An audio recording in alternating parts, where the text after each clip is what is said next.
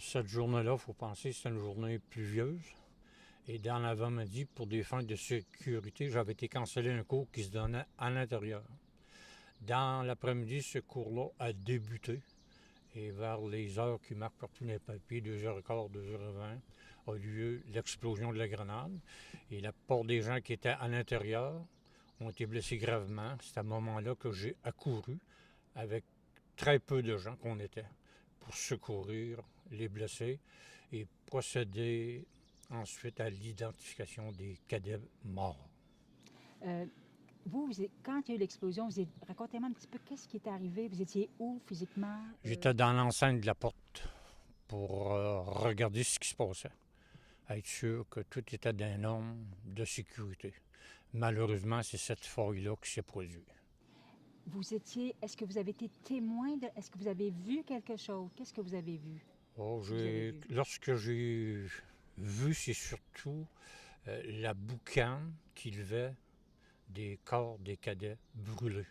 Cette odeur-là m'a suivi une partie de ma vie.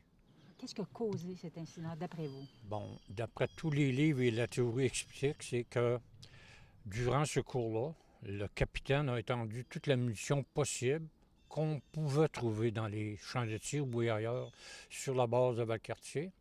Et quand soudain, un des cadets là, il a dit au capitaine, It's alive one en bon anglais, parce que c'est un peloton anglais et français, c'est une vraie.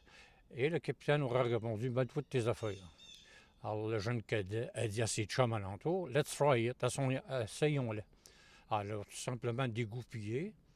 Et pour voir après dans l'enquête, c'est qu'il l'a mis vis-à-vis son corps en bas. Ce qui fait que les premiers corps ont été plus attaqués que les autres.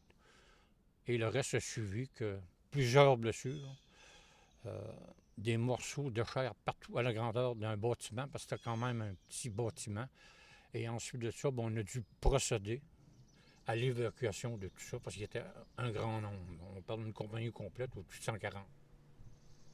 Avec les forces armées canadiennes, on est toujours prêt à tout, mais celle-là, on n'était pas prêt.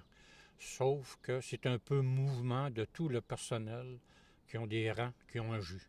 Ça veut dire le sergent-major de la compagnie, M. Gutta, qui est occupé d'un groupe, et moi-même, qui ai pris à cause de mon rang un peu le contrôle de tout.